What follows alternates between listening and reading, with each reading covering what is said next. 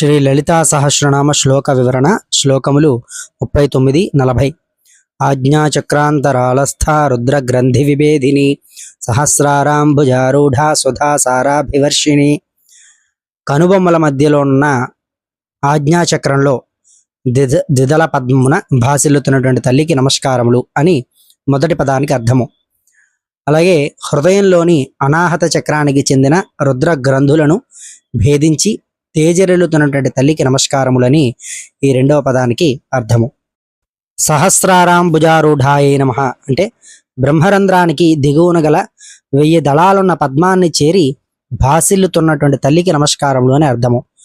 సుధాసారాభివర్షిణ్యై నమః అంటే సహస్రదళ పద్మం యొక్క కర్ణిక అంటే బొడ్డు నుండి అమృతధారలు కురిపించు తల్లికి నమస్కారములు అని ఈ యొక్క 39వ శ్లోకానికి అర్థము. 40వ శ్లోకం చెప్పుకుందాం. 40వ శ్లోకము.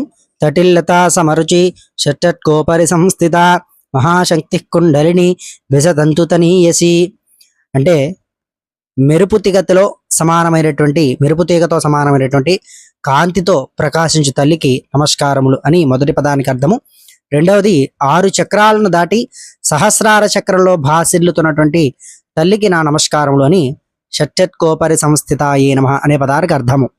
అలాగే ఓం మహాశక్తి నమః అంటే శివశక్తుల సమాయోగంలో ఆసక్తిని కనబరుచు తల్లికి నమస్కారములు అని అర్థము. లేదా ఆత్మ సమాగమం ముందు ఆసక్తిని చూపే తల్లికి నమస్కారములు అని కూడా అర్థం తీసుకోవచ్చు.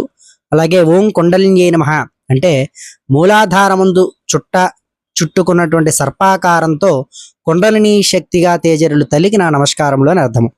అలాగే బిసతంతు తనీయస్యై నమః అంటే తామరతూడులోని దారం మాదిరిగా సూక్ష్మ రూపంతో భాసిల్లుతున్నటువంటి తల్లికి నమస్కారములు అని ఈ 111వ నామానికి అర్థము. ఇక్కడతో 111 నామాలు పూర్తయ్యాయి. అలాగే 40 శ్లోకములు కూడా పూర్తయ్యాయి. మరి యొక్క శ్లోకము అర్థముతో మీ ముందు మళ్ళీ కలుస్తాను. అంతవరకు ఛానల్ సబ్స్క్రైబ్ చేసుకోండి. ఈ యొక్క సమాచారాన్ని 10 మందికి అందజేయండి.